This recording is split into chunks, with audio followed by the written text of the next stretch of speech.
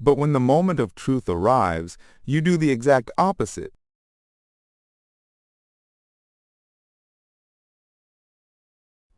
You feel rested and motivated. You decide this is the week you will finally stick to your new fitness goal. You plan it all out perfectly. You'll wake up early, go to the gym before work, and avoid all junk food. In this calm, cold state of mind, you feel completely confident in your willpower. You are the architect of your success. You genuinely cannot imagine why you've ever failed at this before. This time, you're sure it will be different. Now, fast forward to Tuesday morning.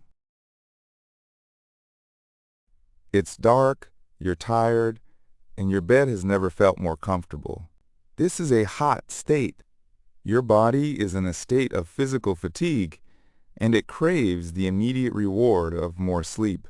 The thought of getting up, changing, and driving to a cold gym feels like a monumental form of punishment. Your rational, motivated Sunday night self is nowhere to be found. In its place is a person driven by the simple, powerful desire for comfort.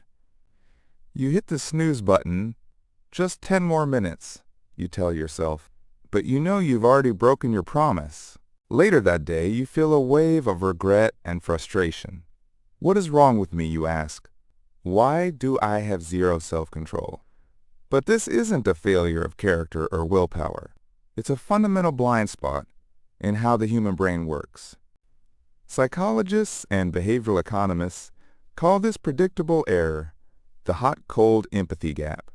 It describes our profound inability to appreciate the influence of intense emotional or physical states when we are not in them.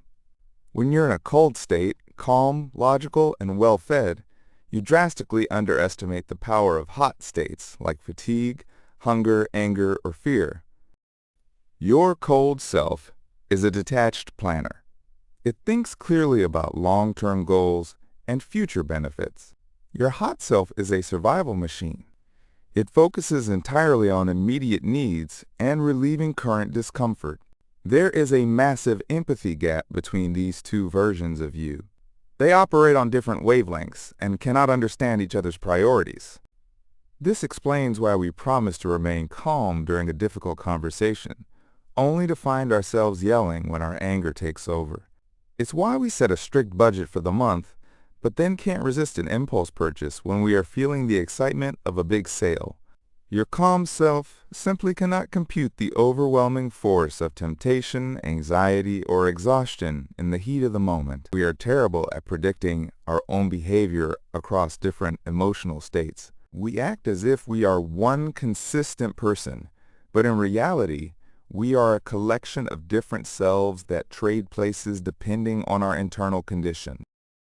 Assuming that your future self will have the same rational perspective as your present self is the hidden cause of most failed goals and broken resolutions. You aren't failing because you are weak. You are failing because you are making a plan for a complete stranger. The solution, then, is not to find more willpower.